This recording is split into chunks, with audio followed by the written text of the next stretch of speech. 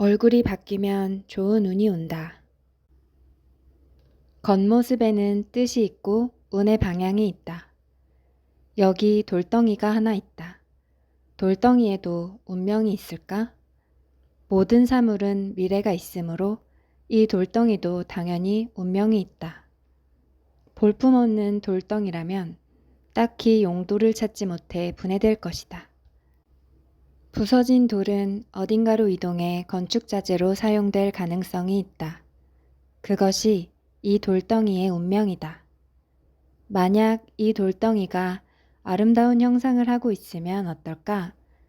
부잣집 정원에 곱게 모셔져 오랜 세월 사랑받고 편하게 지낼 것이다. 돌덩이에게는 좋은 운명인 셈이다. 장자에 이런 이야기가 나온다. 목수가 산에서 나무를 하나 발견했다. 못생기기 그지없는 나무였다. 비틀어지고 가늘어서 목재로 쓸 수도 없었고 땔감으로 쓰기에도 적당치 않았다. 목수는 속으로 생각했다. 이 나무는 어디에도 쓸모가 없군. 참으로 못난 놈이야. 목수가 잠시 쉬고 있었는데 갑자기 산신령이 나타났다. 이 나무가 오랫동안 살아남게 된 것은 오로지 그 형상 때문이다. 만약 굵고 반듯하다면 벌써 베어져 목재로 쓰이지 않았겠느냐. 목수는 큰 깨달음을 얻었다. 나무도 생긴 모양에 따라 운명이 정해지는 것처럼 사물은 형상에 따라 미래가 달라진다. 어려운 내용이 아니다. 강가에 널린 돌덩이도 모양이 그럴듯하면 수집가에게 발견되어 관상용으로 귀한 대접을 받는다. 사람도 외모가 잘생기고 훌륭하면 크게 대우받는 경우가 있다. 단지 생긴 것만 고울 뿐인데도 말이다. 세상의 이치가 그렇다.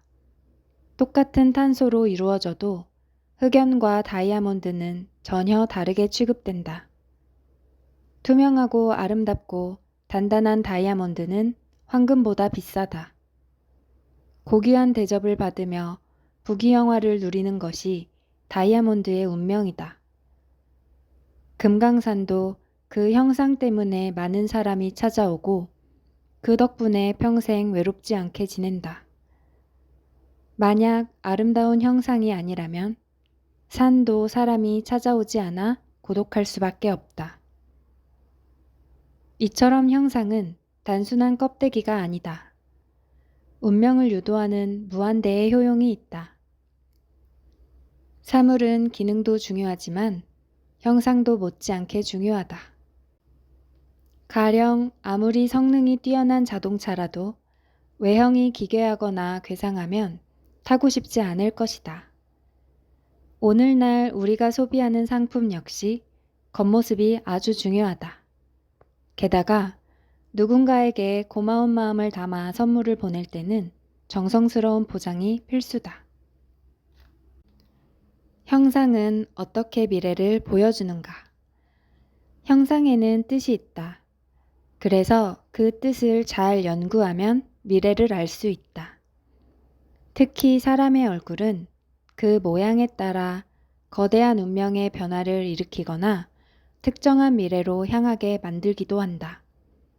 그래서 동양에서는 일찍이 사람의 얼굴을 보고 운명을 예측하는 방법이 발달했다. 거기에 주역의 형상 논리를 가미한 것이 바로 관상이다. 형상 논리는 한마디로 형상이 운명을 유도하고 현재의 미래가 숨겨져 있다는 것이다. 그리고 형상 논리는 경험을 통해 점점 발전할 수 있다. 옛사람들은 먼저 사람을 보고 공통성과 차이점을 비교해 보는 것으로 시작했다. 저 사람은 권력자인데 또 다른 권력자와 공통점은 무엇일까? 저 사람은 부자인데 다른 부자는 이 사람과 공통점이 무엇인가? 부자와 가난한 사람을 비교하면 어떤 차이를 알 수 있는가? 관상이론도 중요하지만 많은 사람을 접하고 관찰하며 비교해보면 얻어지는 지혜가 있다. 나 역시 그렇게 공부해왔다.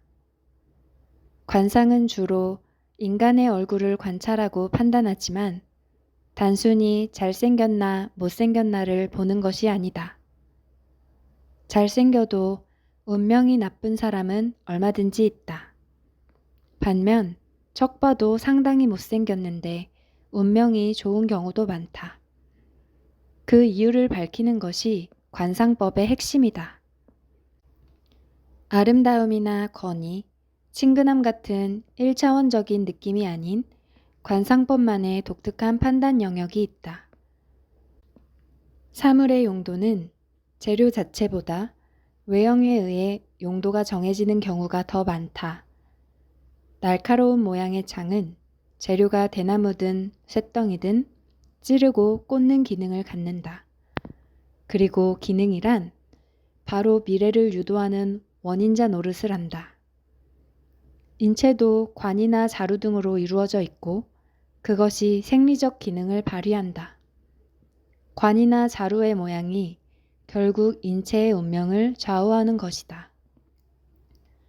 형상은 사물의 결론이다. 그리고 형상은 내면의 기능을 강화한다. 내면의 기능과 외부의 형상은 사실 상보적인 관계다. 우주는 내부와 외부가 상호작용하면서 끊임없이 진화해 나가는 존재이기 때문이다. 얼굴은 시시각각 변하는 운명기상도. 사람의 얼굴은 아주 특별하다. 우선 동물 중에 얼굴이 있는 존재는 오직 사람뿐이다. 동물과 사람의 얼굴을 비교해보자. 동물의 얼굴은 사람과 달리 평평하지 않고 앞으로 돌출한 경우가 많다. 게다가 털로 덮여 있어서 일반인은 동물의 감정 변화를 알기 어렵다. 반면 사람의 얼굴은 감정 변화가 분명하게 드러난다. 사람의 얼굴은 동물에 비해 넓적하고 맑고 깨끗하기 때문에 정신과 내면의 작용이 얼굴에 잘 나타난다. 과학자들이 밝힌 바에 의하면 인간의 표정은 1만 가지 이상이라고 한다. 42개의 얼굴 근육이 이러한 현상을 일으킨다. 표정을 관찰해 마음을 읽을 수 있을까? 과학자들은 사람의 얼굴을 실시간으로 촬영해 마음 상태를 읽는 실험을 해왔는데 상당히 진척되었다고 한다. 이런 노력이 아니더라도 얼굴을 보고 마음 상태를 읽어내는 사람들은 이미 존재했다. 프로파일러나 베테랑 형사들은 얼굴을 보고 범인인지 아닌지를 감지해낸다. 엄마들은 아이의 표정을 보고 거짓말인지 알아내고 포커의 명인들은 상대방의 얼굴을 슬쩍 보기만 해도 그가 가진 카드를 짐작할 수 있다. 사람의 얼굴에 표정을 지어 상대방에게 마음을 전달한다. 그래서 얼굴에 나타나는 이 표정들은 오랜 세월 진화해온 결과다. 표정은 자동적이고 습관적이며 본능적인 것이고 우리는 적당한 표정을 지어 보임으로써 삶에 유리한 결과를 유도한다. 예를 들어 가까이 가고 싶은 사람에게는 미소를 지어 경계심을 낮추고 적에게는 험한 표정을 지어 물러나도록 한다. 표정으로 마음을 전달하다 보면 감정의 교감이 이루어지고 메시지를 전달할 수도 있다. 이런 교감은 사람 간의 연대를 강화한다. 얼굴의 표정이 일종의 언어인 것이다. 우리가 표정을 지으면 한순간에 곧바로 사라진다. 하지만 오랜 세월 동안 지내다 보면 그가 자주 지어 보였던 표정이 어느덧 얼굴에 고착된다. 이로써 그 사람의 과거도 읽을 수 있다. 미국의 링컨 대통령은 이렇게 말했다. 사람이 40을 넘으면 자신의 얼굴에 책임을 져야 한다. 타고난 단점도 의지와 노력으로 바꿀 수 있고 그 노력의 결과가 자연스럽게 얼굴에 나타난다는 뜻이다. 독심술은 얼굴을 보고 상대방의 마음을 실시간으로 알아내는 기술인데 요즘은 컴퓨터를 통해 실현되고 있다. 사람은 일부러 표정을 꾸며낼 수도 있다. 목적에 따라 얼굴의 표정을 능동적으로 바꿀 수 있다는 뜻이다. 이래서 인간의 얼굴이 아주 특별하다는 것이다. 얼굴에는 그 사람의 마음이 머문다. 머나먼 옛날 우리 조상들은 이미 이 사실을 알고 있었고 이를 바탕으로 태동한 것이 관상학이다. 많은 성각자의 연구에 힘입어 관상법은 차츰 틀을 갖췄다. 거기에 주역의 원리가 적용됨으로써 관상법은 더욱 심오한 학문에 자리매김했다. 오늘날에는 과학자들도 뛰어들어 얼굴 이론이 점차 본궤도에 오르기 시작했다. 얼굴을 보면 운명이 보인다. 인간의 삶의 얼굴은 어떠한 역할을 하는가? 어쩌면 이것이 관상법의 기본이다. 얼굴의 역할은 지극히 상식적인 내용으로 누구나 다 안다. 쉽게 말해 잘생겼나 못생겼나 예쁜가 안 예쁜가 등인데 이 문제는 사람에게 실로 중요한 문제다. 그러나 이것을 깊게 파고들 필요는 없다. 여기서는 얼굴이 갖는 운명적 요소만 다루고 그 외의 문제는 논외로 하겠다. 눈은 정신, 입은 물질을 주관한다. 세상 만물은 계층적으로 존재한다. 건물을 보면 위아래가 정해져 있다. 이것이 계층이다. 사람도 마찬가지다. 위에 머리가 있고 아래에 다리가 있다. 계층이라는 것은 만물의 특징인데 주역에서는 이를 심오하게 다루고 있다. 사람의 몸은 세 개의 계층으로 분류할 수 있다. 우선 몸체가 있고 그 위에 얼굴이 있으며 몸체에 팔다리가 있다. 주역에서는 얼굴을 천, 몸체를 지, 팔다리를 인이라고 말한다. 만물은 이처럼 대개 세 가지 계층으로 이루어져 있다. 이를 천지인 삼재라고 부른다. 관상은 몸의 삼재 중에 얼굴에 집중한다. 얼굴은 우리 몸에서 천을 대표하기 때문이다. 얼굴은 우리 몸에서 가장 위에 있고 그만큼 확장성이 크다. 그리고 발에 비해 깨끗하고 표정 변화가 다양하기에 역동적이다. 그런 이유로 얼굴을 하늘로 분류했고 관상은 인간의 몸 중 하늘에 해당하는 얼굴에서 일어나는 현상을 다룬다. 모양과 뜻이 일치할 때 이목구비는 제 역할을 한다. 먼저 얼굴 전체의 크기와 모양을 살펴보자. 어떤 사람의 얼굴이 상당히 작다고 가정해보자. 여기서 작다는 표현은 보통 사람보다 현저히 작아서 첫눈에도 그러한 특징이 눈에 띄게 도드라진다는 뜻이다.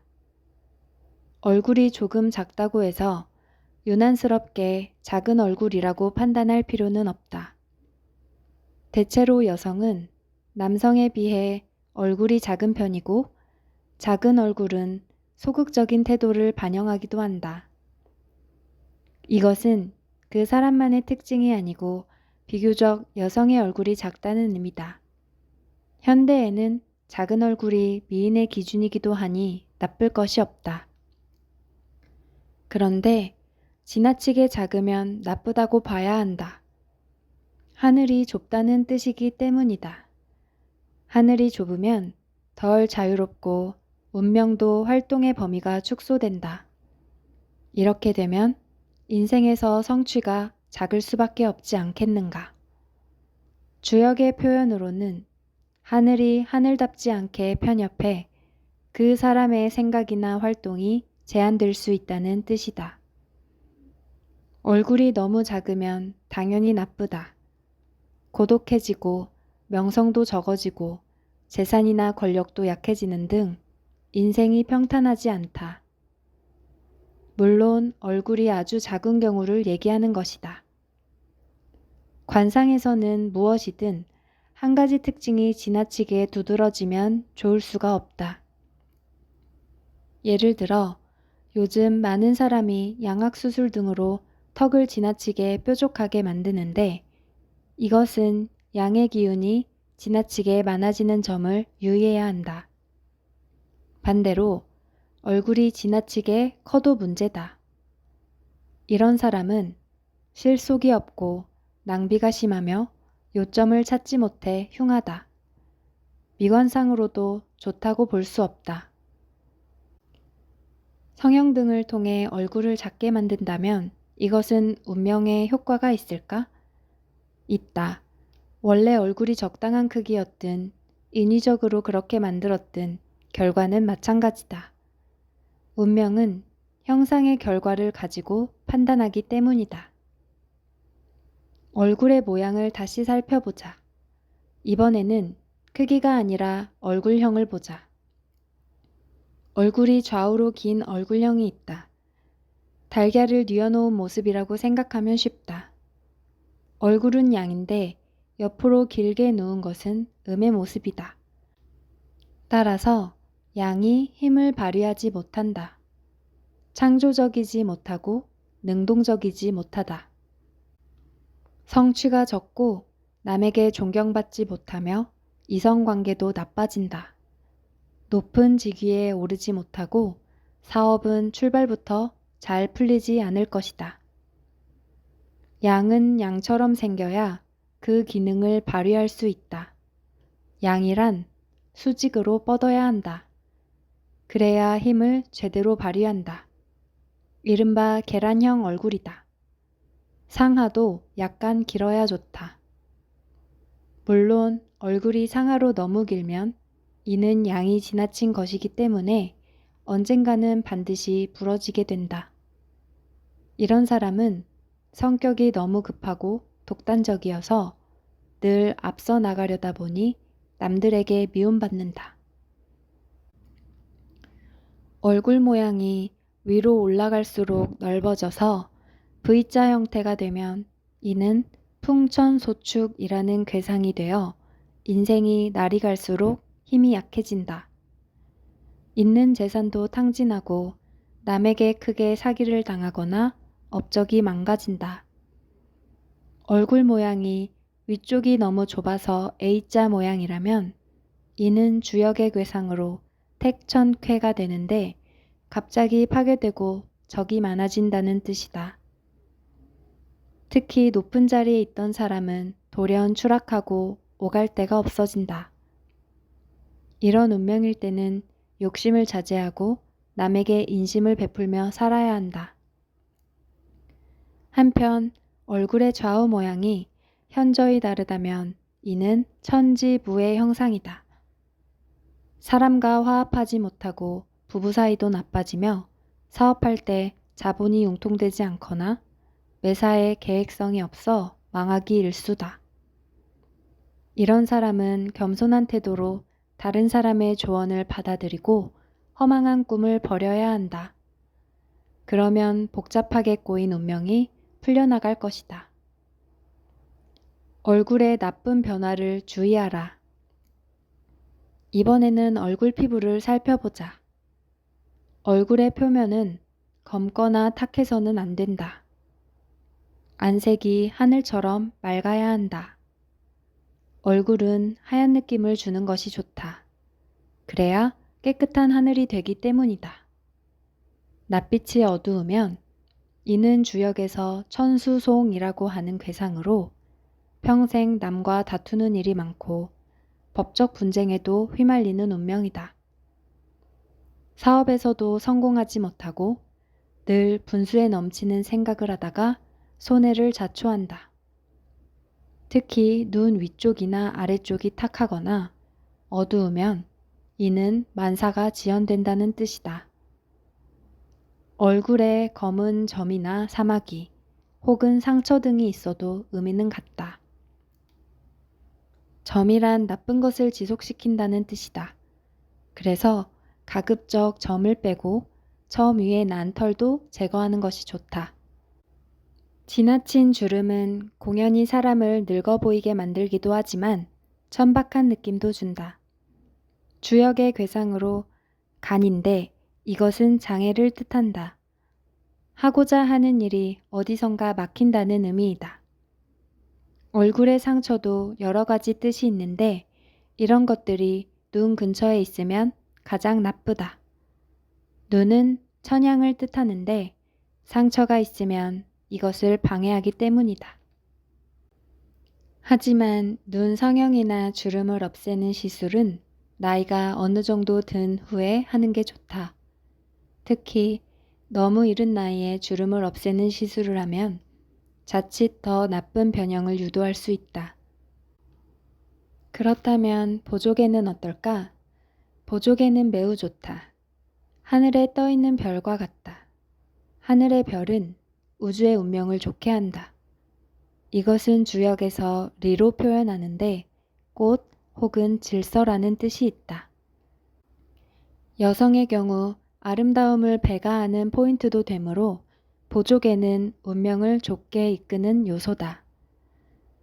여드름이 났거나 흉터 때문에 거친 피부는 어떨까?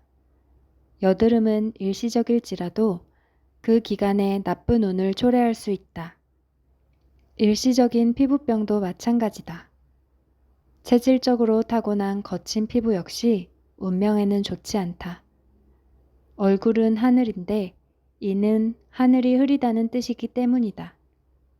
하늘이 흐리면 몸의 활동에도 지장을 받는다. 흐린 하늘이 지속되면 신분이 위태로워지는 등 나쁜 운명을 초래할 수밖에 없다. 먼 옛날에는 절도나 파렴치한 범죄를 저지른 죄인에게 묵형을 내리기도 했다. 묵형은 얼굴에 상처를 내고 먹으로 죄명을 써넣는 형벌인데 평생 얼굴에 먹이 남아 천한 운명을 일으킨다. 얼굴의 문신도 마찬가지다. 이것이 비록 아름다운 모양이라 할지라도 흉터에 해당한다. 신분이 추락하고 사업이 원만하지 못하며 분쟁을 자주 겪는다. 얼굴은 깨끗한 것이 가장 좋다. 얼굴에 난 상처 하나도 즉각적으로 운명에 영향을 일으킨다. 시간이 지나면 상처는 낫게 마련이지만 그동안은 각별하게 조심해야 한다. 계약이 파기되거나 배신을 당하는 등 돌발 사태에 직면할 수 있다. 얼굴에 상처를 자주 입는 사람은 상처가 아물었다고 해도 그 자체가 운명에 해롭다. 이는 주역의 괴상으로 천수송에 해당하는데 분쟁이 일어나고 재판에서 지고 생산에 차질이 생기고 당연한 권리를 빼앗긴다는 의미이다. 얼굴이 맑고 깨끗하면 운명은 반드시 좋아진다. 얼굴이 언제나 깨끗하다면 비록 나쁜 시절을 보내고 있다 하더라도 반드시 회복한다. 얼굴은 천이므로 만사를 이끌어가는 중요한 동력이다. 따라서 이것을 깨끗하고 안전하게 보존하는 것은 운명을 좋은 쪽으로 보존한다는 뜻이다. 사소한 생활 습관에서부터 얼굴에 나쁜 변화가 생기지 않도록 각별히 신경 써야 한다. 얼굴의 태도는 절도 있고 단정하게. 얼굴에도 태도가 있을까? 얼굴의 태도라고 하면 우선 얼굴의 움직임을 살펴볼 수 있다. 사람은 누구나 얼굴을 움직이면서 사는데 여기에는 운명적 요소가 많다. 마음의 느낌이나 의지가 구체적으로 반영되기 때문이다. 예를 들어 대화할 때 고개를 심하게 뒤로 젖히는 사람이 있다고 치자. 고개를 젖히는 것은 일부러 그렇게 하거나 무의식적인 습관 때문이다. 처음에는 잠깐씩 그러다가 나중에는 습관으로 고착된다. 그렇게 오랜 시간이 지나면 그에 상응하는 운명을 초래하는 것이다. 결론부터 얘기하면 고개를 젖히고 듣거나 말하는 것은 매우 나쁘다.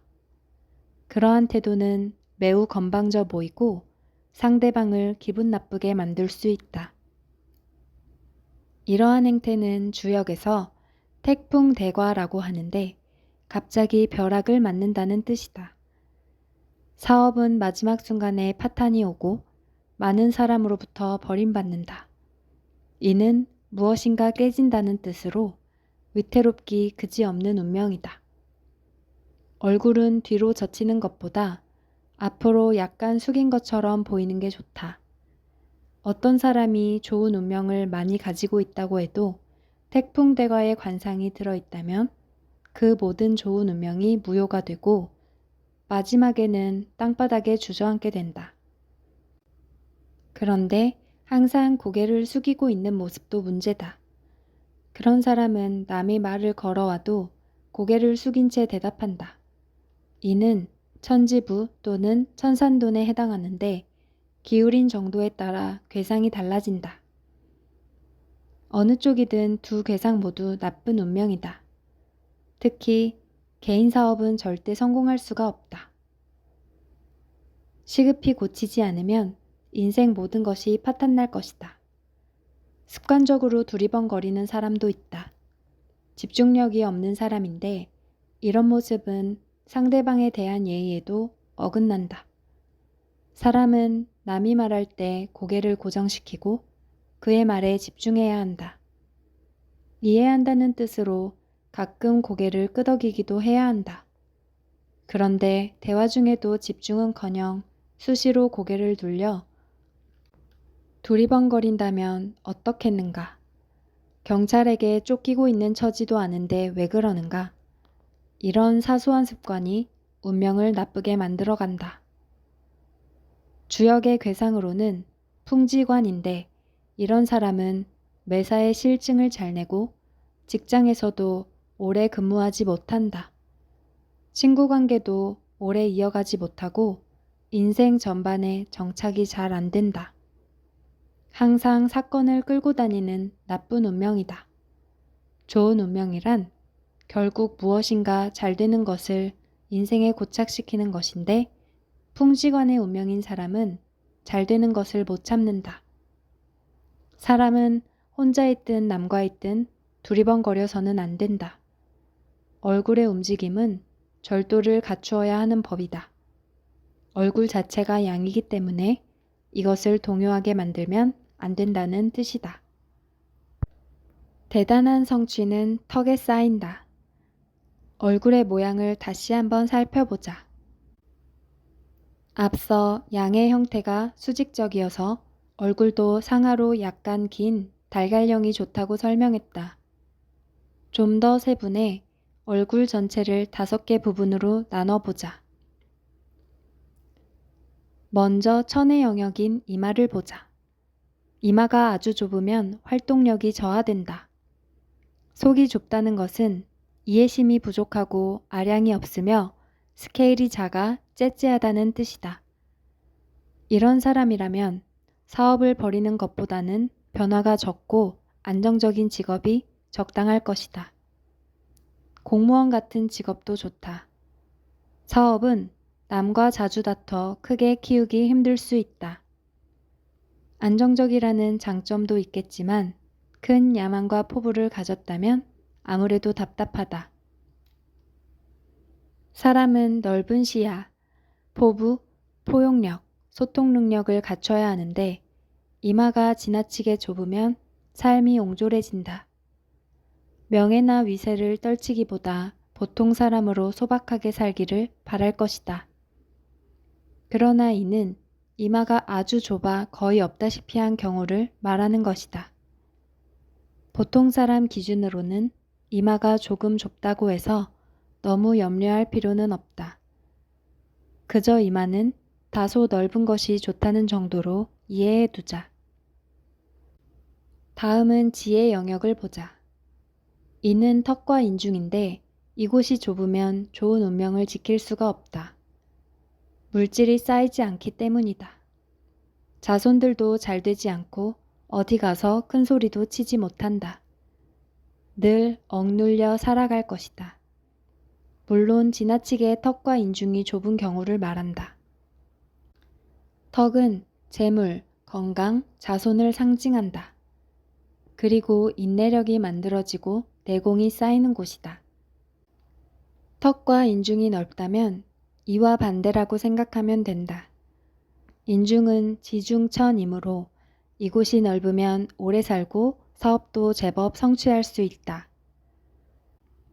인중은 그 사람의 물질을 관장하는 곳이기 때문이다. 반대로 인중이 좁은 사람은 재물에 인색하다. 만약 넓은 인중에 턱까지 힘있게 생겼다면 성취가 많고 재물도 넉넉해진다. 인중과 턱을 비교하면 어떨까? 이때는 턱이 더 넓은 것이 좋다. 턱은 지중지이므로 재물운, 자식운, 배우자운 등 물질적인 운명을 관장한다. 인생에서 물질적인 풍요는 매우 중요하다. 또한 턱이 넓으면 웬만한 병은 쉽게 낫는다. 이제 코와 눈 사이를 보자. 코의 위쪽이고 눈의 아래쪽이다.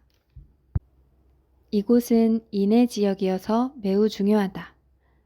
인생의 모든 경영이 여기서 시작된다. 인의 지역은 음양의 조화를 뜻하므로 이곳이 편협하면 사람과 교류가 이루어지지 않고 성공할 수 없다. 그래서 이곳은 천지인 삼재 중에 가장 중요하다. 천은 정의감, 총명함 같은 정신적인 면을 뜻하고 지는 재물이라면 이는 외교력이다.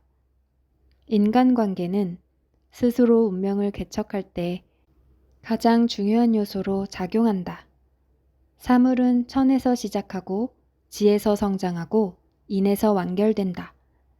인의 지역이 발달해 있지 않으면 인생의 행복은 없다고 봐야 한다. 눈과 코 사이가 넓고 맑고 깨끗하면 반드시 좋은 운명이 발생하고 튼튼하게 유지된다. 마지막으로 양쪽 뺨이 있다. 뺨은 턱에서 이마까지 측면을 관통하는데 이곳에서 운명의 다양성이 만들어진다. 이곳은 얼굴의 바깥쪽, 즉 양의 지역이므로 이곳이 깨끗하고 맑고 넓으면 만사형통하다. 사람의 얼굴에 존재하는 많은 단점이 보강되는 곳이기도 하다. 얼굴은 안쪽과 바깥쪽으로 나눌 수 있는데 눈, 코, 입이 있는 가운데 부분이 음의 영역이고 중앙에서 멀리 있는 뺨은 양의 영역이다. 양은 발산하고 음은 수렴한다. 양은 바깥으로 퍼지고 음은 안으로 지키는 성질이 있다. 인생이 대단히 성공하려면 양의 영역이 잘 생겨야 한다. 재벌, 정치가, 유명인 등은 이곳이 잘 발달했다.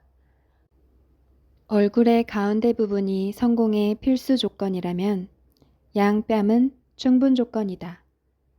뺨은 남에게 보이는 곳이고 가운데는 간직하는 곳이다.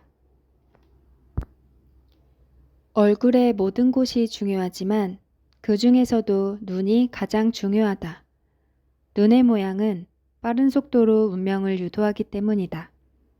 눈은 천인 얼굴 중에서도 양이기 때문에 모든 것이 급속하게 이루어진다.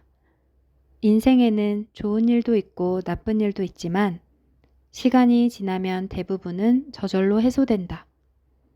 하지만 어떤 일이 오랫동안 나를 괴롭힌다면 다른 일에도 지장이 생길 수밖에 없다. 이런 운명이 닥치면 감옥에 가거나 몸의 병이 낫지 않고 후유증이 남을 수 있다. 주변에 원한이 생기고 자손들에게 나쁜 일이 생긴다. 돈을 벌지 못하는데 빚이 쌓이는 형상이다. 이런 운명은 벗어나기가 쉽지 않다. 하지만 먼 곳으로의 이사나 여행 등으로 풀 수 있다. 한 곳에 오래 있으면 새로움이 없어지고 운명이 고착될 수 있다. 사는 곳을 바꾸면 새로운 마음이 생기고 이로써 운명도 바뀌는 법이다. 사람의 마음이 고정되거나 단점이 생기는 이유는 생활 패턴 때문인데 이것은 주로 사는 장소에서 발생한다. 그리고 현재 자기 집이 없는 사람은 집을 마련할 때 장기적인 관점을 가져야 한다. 이 집이 영원히 살만한 곳인가를 살펴봐야 하고 그 이유가 뚜렷해야 한다. 집은 정신과 영혼의 발전을 도모해 운을 발전시키는 곳이다. 무엇이든 잘 안 되는 것이 있다면 빨리 포기하고 새로 일을 잡아야 한다. 여담이지만 마음속에 미움이나 원망이 쌓였다면 상대방을 용서함으로써 털어버리고 집안의 짐도 대폭 줄이는 것이 좋다. 집에 살림살이나 짐이 너무 많으면 그것 역시 운명에 매우 나쁘다. 눈꺼풀이 무겁고 둔한 것은 운명에 짐이 많다는 뜻인데 이것을 풀려면 가급적 많이 돌아다니고 짐을 줄여야 한다. 형상이란 겉에 나타난 모습이다. 겉모습은 기능을 정의하기 때문에 미래의 많은 부분을 보여준다. 특히 아름다움은 겉으로 나타난 특징일 뿐이지만 그 효능은 이루 다 말할 수 없을 정도다. 운명이 달려있다고 해도 과언이 아니다. 칼은 모양이 그렇게 생겼기 때문에 활용 가치가 있다. 건물도 외관이 훌륭하면 많은 사람이 다녀가고 저절로 명소가 된다. 비행기 역시 그 모습이 유선형이어서 잘 날 수 있다. 이렇듯 겉모습은 그 의미가 단순하지 않다. 인류가 이룩한 문명에서 주요한 물건은 그 모양이 우선 중요하다. 기계들을 보면 쉽게 알 수 있다. 모든 기계는 겉모습을 보면 기능을 알 수 있다. 이처럼 형상의 중요성은 아무리 강조해도 지나치지 않다. 재료도 중요하고 만드는 과정도 중요하겠지만 물건의 최종적인 용도는 그 모양에서 결정된다. 사람은 움직이는 존재여서 조각처럼 우두커니 서 있는 경우는 거의 없다. 그래서 움직임도 관상의 영역이다. 외모가 아무리 훌륭해도 자세가 불안하거나 두리번거리면 관상을 나쁘게 만든다. 공연히 웃고 말을 너무 많이 하거나 말의 내용이 무식해도 마찬가지다.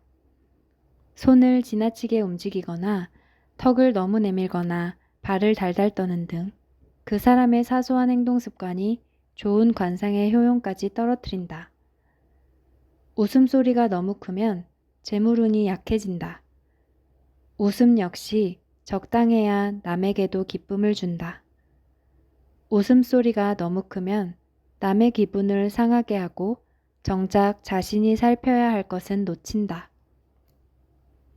지나친 웃음은 주역의 괴상으로 풍천소축인데 이는 기운이 소모된다는 뜻이다. 무엇보다도 지나친 박장대소는 무례를 범할 우려도 있으니 삼가야 한다. 미소가 아름다운 사람이면 충분하다. 일부러 큰 소리로 웃는 것은 윗사람을 무시하는 행위로 위에서 내려오는 복을 차버린다는 뜻이 있다. 사소한 행동에도 뜻이 있고 그 뜻에 따라 운명이 깃든다. 있는 그대로가 훌륭하다면 거기에 더해 자세나 동작마저도 절제미와 우아함을 갖추어야 한다. 이 모든 것이 관상의 확장이다. 가만히 있든 움직이든 항상 고귀한 모습일 때 훌륭한 관상이라고 볼 수 있다. 좋은 운명을 기다린다면 현재의 모습을 더욱 발전시키고 아름답게 만드는 노력을 해야 할 것이다.